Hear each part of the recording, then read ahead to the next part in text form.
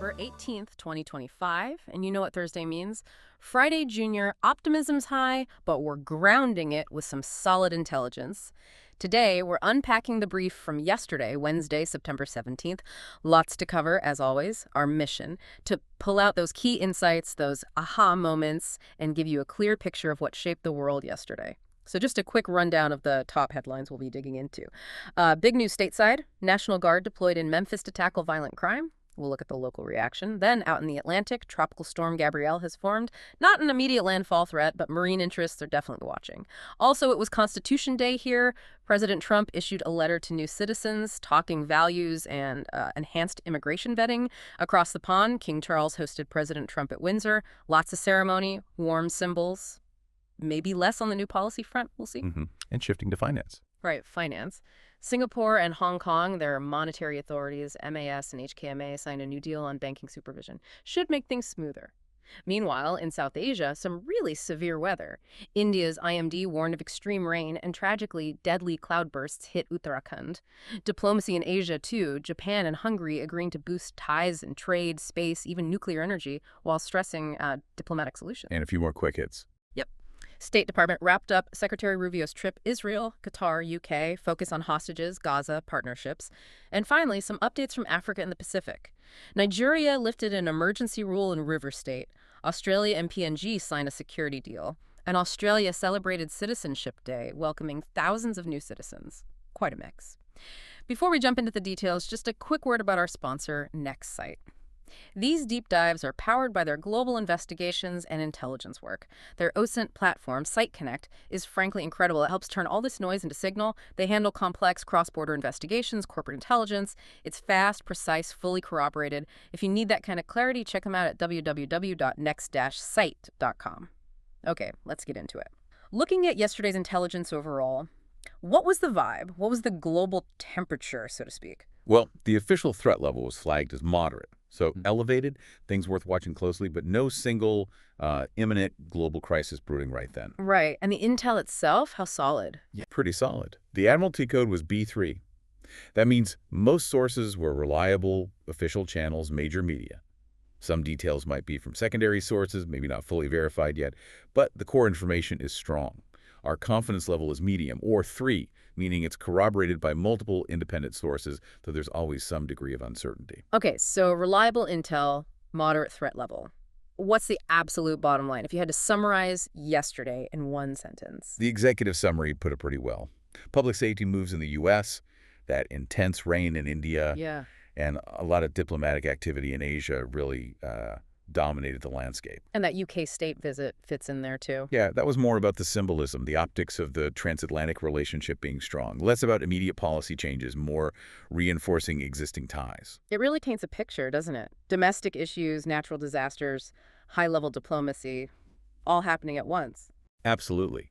And they're not always separate threads. Sometimes they weave together in unexpected ways. It shows you why you need to track all these different signals, these fragments, to really get the full picture. Okay, let's start with that domestic piece then. The deployment in Memphis. What more can you tell us? Right, so the White House authorized deploying National Guard troops, over 300 of them, plus federal agents into Memphis, Tennessee. The specific goal was combating a surge in violent crime. And the initial reaction locally? According to the brief, local leaders, business owners, officials, they generally welcome the move. They're looking for solutions to, rising homicide and robbery rates. Makes sense. Did the intel look at whether these kinds of deployments actually work? It did. Our correlational analysis points to history here. Similar deployments often correlate with a short-term drop in violent crime. We're talking maybe 20% within 3 months or so. 20% is significant, even short-term. It is. And there's even a potential economic angle. Some real estate analysts were projecting maybe a 5% bump in commercial leasing inquiries if the crime rate visibly drops.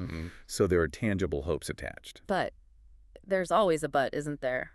What about the feeling on the street, beyond the officials? Exactly.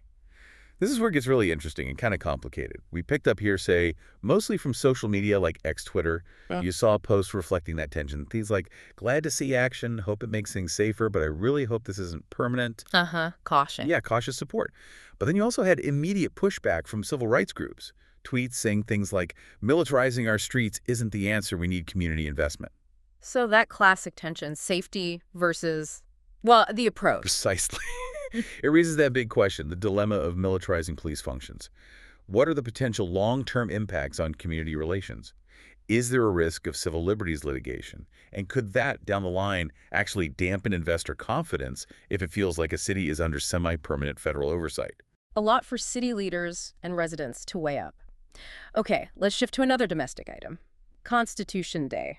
Right. So President Donald Trump issued a formal letter addressed to newly naturalized citizens. And what was the core message? Two main things: urging them to honor and respect the Constitution, its values, and second, announcing enhanced vetting procedures for immigration.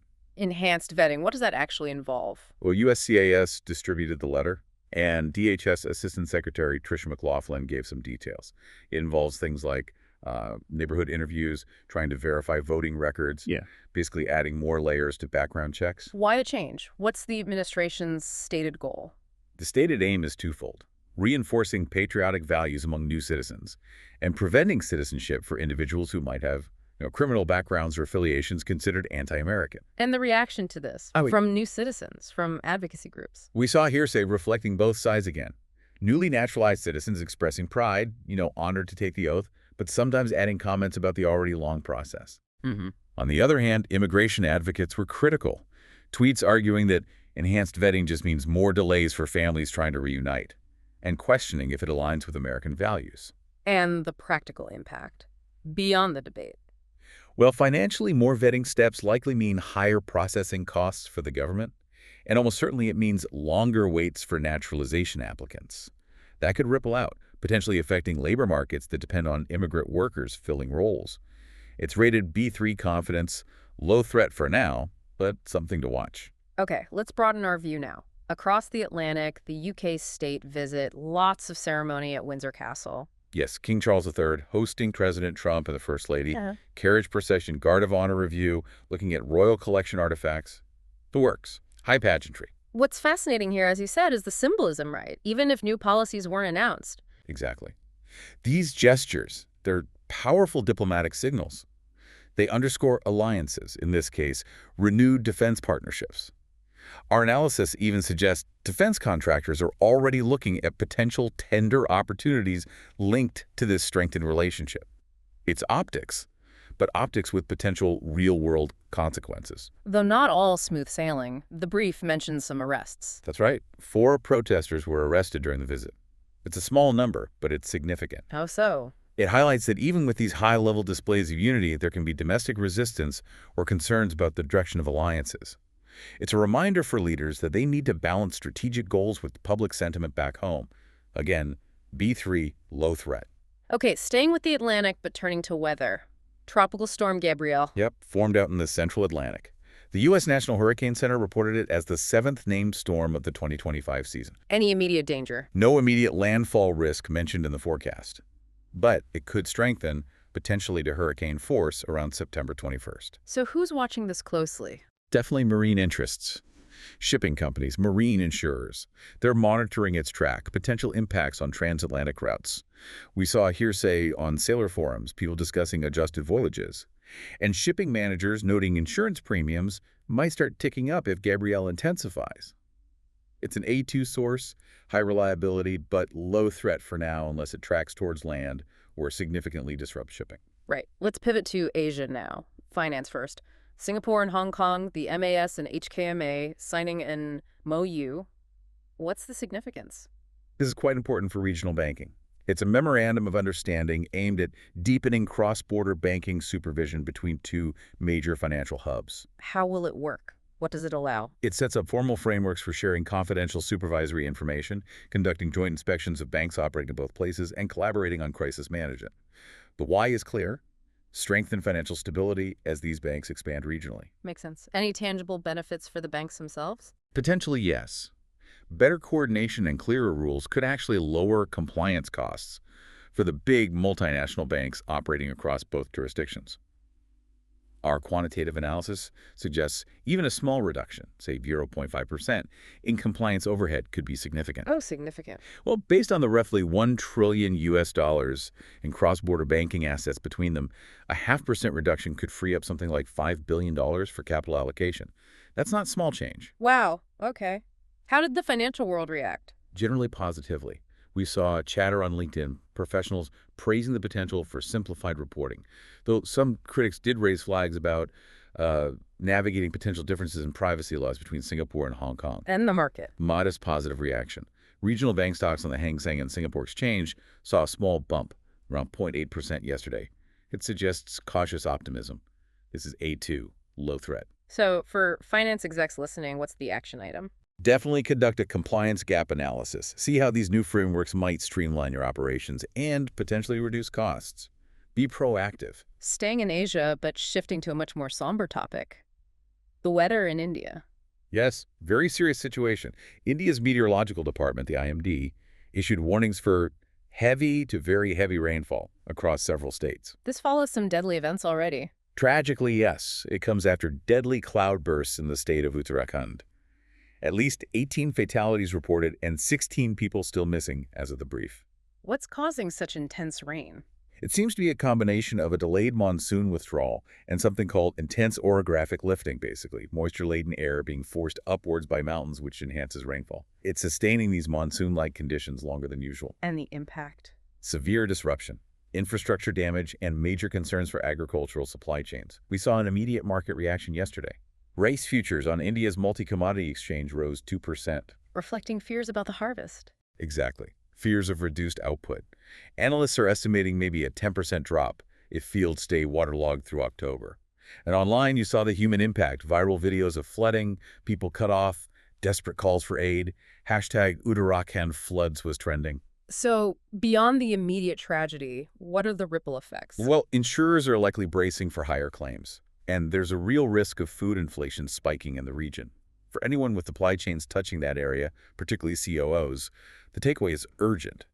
Review resilience, look at diversifying sourcing. Right. This is B3, but definitely a moderate threat situation due to the scale and impact. Okay, let's move to diplomacy within Asia, Japan and Hungary. Right. Their foreign ministers, Takeshi Iwaya from Japan and Peter Zarto from Hungary, met in Tokyo. They agreed to deepen ties across several areas. Which areas specifically? Trade, space research, and nuclear energy cooperation. But what's also interesting is their joint statement. What did they emphasize? They specifically reiterated support for diplomatic solutions to conflicts, rather than military ones. It's a subtle point, perhaps, but noteworthy in the current global climate. And the economic angle. Bilateral trade is already around $2.5 billion USD. These new joint projects, especially in high-tech areas like space and nuclear, could definitely attract new investment. Hearsay suggests East Asia watchers saw the diplomatic emphasis as a quiet critique of ongoing wars, while Hungarian businesses were obviously keen on the new opportunities. B3, low threat. All right, shipping south to the Pacific, Australia and Papua New Guinea. They signed a new security communique in Port Moresby.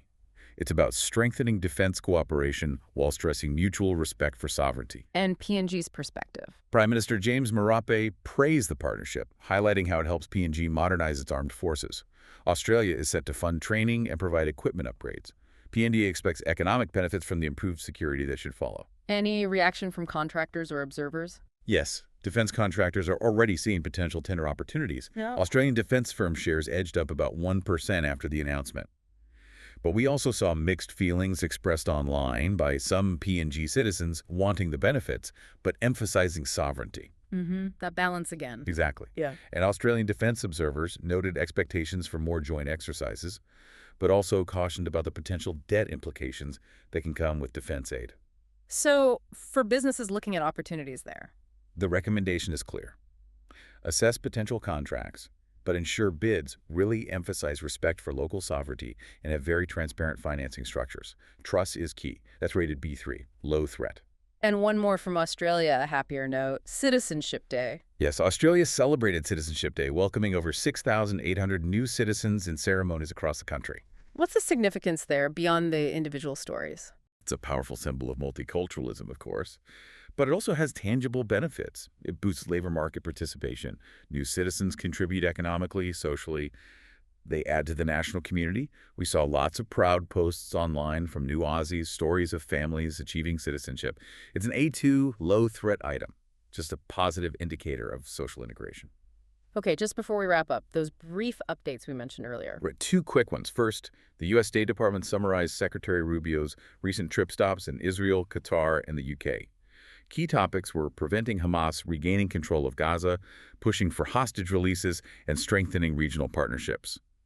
We lacked enough secondary sources for a full analysis of Middle East developments yesterday, but it shows ongoing high-level engagement. And the second one. Nigeria lifted the state of emergency in Rivers State. The official line is that democratic governance and security cooperation have been restored. Again, limited additional validated sources on broader African developments in yesterday's brief, but on the surface, a positive step for stability in that specific area. Got it. A lot covered there. And as you listen and process all this, remember, Next Sight's teams are the ones connecting these dots, validating sources, turning these signals into actionable strategy. So that concludes our deep dive into the intelligence brief for Wednesday, September 17th, 2025. We've brought it to you here on Thursday, the 18th. You know, looking back at yesterday's intel, it really underscores how interconnected everything is. You've got local security decisions in the U.S. potentially impacting investor confidence. You have weather patterns in India affecting global commodity prices, financial agreements in Asia aiming to build resilience against future shocks. It's all linked. Definitely. So the question to leave you with is this. How does understanding these connections, seeing how a deployment in Memphis might, in some distant way, relate to a financial MoU in Hong Kong or rainfall in India, how does that empower you? How does it change how you navigate your own decisions, whether they're personal or professional, in this world just full of emerging signals? Something to think about. Don't forget to follow us on YouTube and Spotify. Like, comment, share it around if you find it useful. Stay informed, stay sharp. And I hope your Thursday finishes strong. Stronger than your coffee, perhaps. Until next time.